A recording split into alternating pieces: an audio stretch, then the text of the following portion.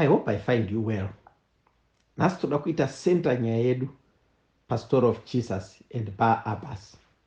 Zvichida uri mumwe wevanhu vanozvidya mwoyo kuti vanovengwa asi pasina chavatadza, vanopomerwa mhosva dzavasingapari, kana vanorwadziwa kuti vanoita zvakanaka asi zvisingatendwe.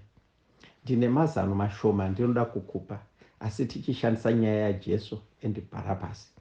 Ndisati ndaparidza, however, rega ndikunyaradze ndichiti hausi wega. The same kinds of suffering are being experienced by your brethren throughout the world. 1 Peter 5:9. And that the present suffering contributes to future glory. Keep doing what is good, with the knowledge that you do not do it unto man.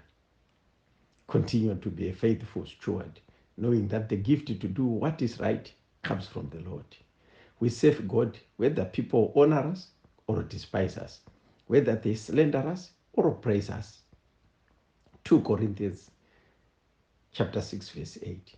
Shoko raMwari rinototi, we are honest, but they call us impostors.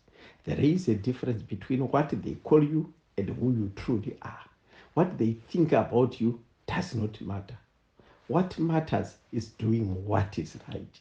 Kudiwa kana kurega, zvine basa rei. Kutendwa kana kuregwa, zvine basa rei. Even vanhu pavanofamba vachireva nhema pamusoro pako, zvine basa rei. There is not even need to invest energy trying to defend oneself. Jesus Christ never sought human approval, but he simply did what was right. Let the ignorant continue in their ignorance. Let them say all they want. Ingwa Yahweh, and it's their energy. If anything, give them the physical space and occupy the virtual one and continue to serve the Lord. Do what you do best. Kweshe Jesu vakanga vatadzei pavakapomerwa mhosva vakatourawa. Basa rakanaka ravakatumwa, ravakafambira, yakatova mhosva, because some people got offended. Even kusunungura kwavakaita akasungwa, for example Legion, vakatogumura vamwe. Ishe Jesu vakatodzingwa muguta. Kungoti ndiri mwana waMwari, ivo vatori mwana waMwari zvechokwadi, yakatoita mhosva. He is blasphemous.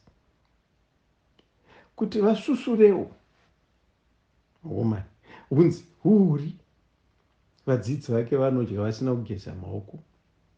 Kungobvunzwa kuti, are you the king of the Jews? Which he truly was.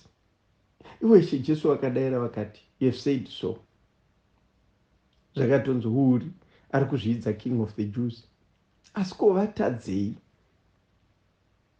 The Pharisees and the scribes criticized Jesus Christ for disobeying Mosaic law. He was described in Judaism as a failed Jewish Messiah, claimant and a false prophet. There is a kingdom which feels threatened by Jesus Christ's kingship. So, Pavanot, whom do you want to be released or crucified? And in Luke 23, verse 18, people are so heartless. In Luke 18:23, the crowd cried out all together, saying, away with this man and release for us Barabbas. It's not like people are so heartless in their choice of whom they wanted to be released or crucified, but in Nyaya Kuti, there is always something which looks like right, which tends to attract people at the expense of what is right.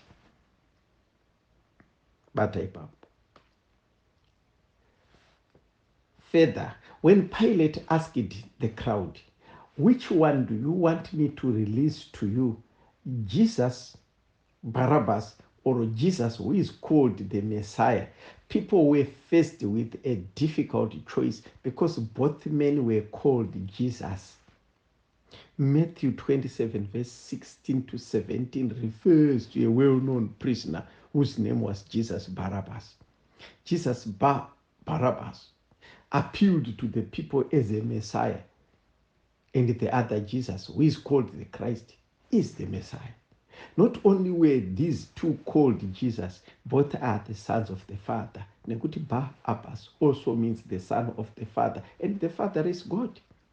Skavaituona Jesus Barabbas is the son of God, just like Jesus of Nazareth, who is called Jesus,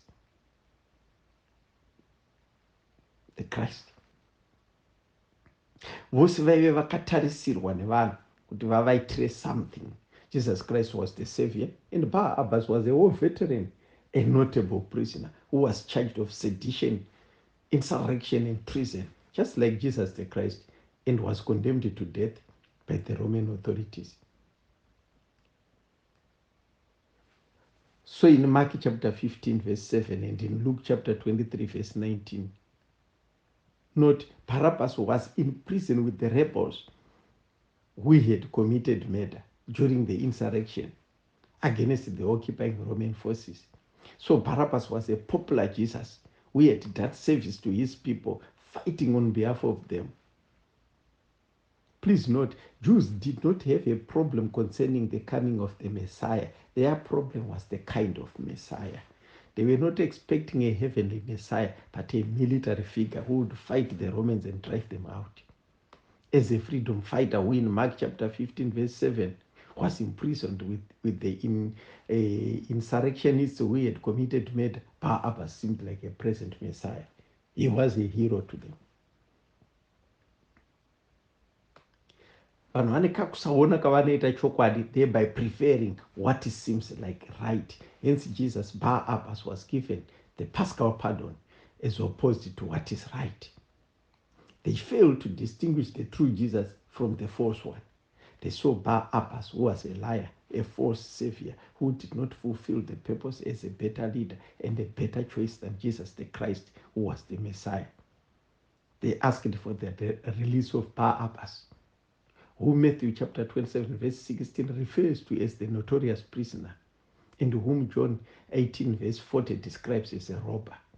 To the masses, the war veteran, Barabbas, was a good man because he demanded nothing from the masses. He did not ask them to self-examine themselves. He did not ask them to self-examine or to repent from their sins. He was not telling them, good, your sins are forgiven, or that your faith has made you whole. Vanhu vaitobhoa vakadaro, vaitobhoa naizvozvo. So it is easy for people to prefer Barabbas because anoita zvavanoda, akafanana navo. He's a robber, he's a murderer, you name it, just like them. Saka havana maissues naBarabbas. It was the Christ, Jesus the Christ, who made them uncomfortable. Muri kunamata makaviga zvivi, siyai zvivi. Mungavande zvenyu munyemba, zvivi zvenyu zvisingafumurwi, asi kuchauya judgment day, siyai zvivi. Muri kuuya kuchechi ceremoniously, but baba vari kudenga vanoona mwoyo, siyai zvivi. Muri kunamata muine zvidhoma, zvikwambo, madumwa, you name it, muchisanganisa nezvamunoti chivanhu nemamarine spirits etc, you name it, ameno zvakawanda wanda. Siyai zvivi. That contradicted what people want, because people who prefer kugara murima are threatened by light. Chiedza chorwadza kune vanoda kugara murima. They prefer the status quo to the extent that vanotorwadziwa vanhu kuona legion achiporeswa, and asked Jesus to leave the city, and finally with the legion achigara kumarinda, the status quo. So ichi Jesu wavaiti ngavaurayiwe, vakaporesa hama dzavo, vakavasunungurira vakanga vakasungwa, vaireva chokwadi. But considering one of the Gospels, they preferred a robber to Jesus Christ.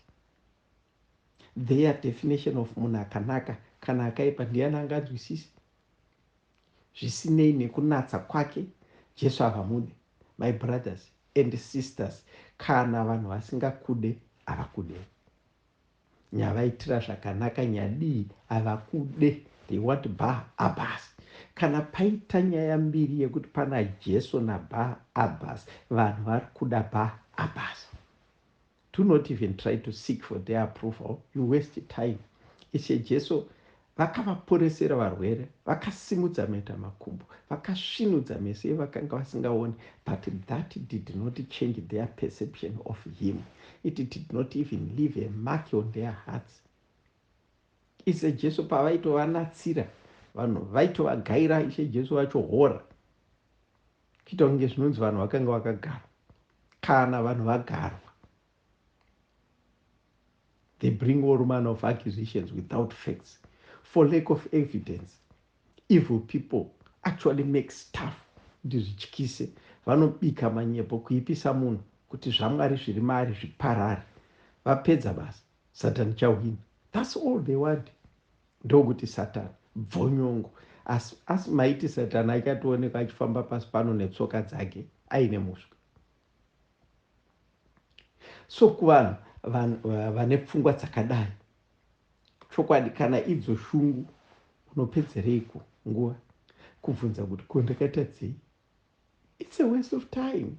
It is like trying to convince the devil himself kuti unoita zvakanaka. Hazvishandezvo. In a normal situation, people and not even Pilate should have asked each other kuti veduwe, muchinda watiri kuitira utsinye uyu anyatsoitei akatadzei?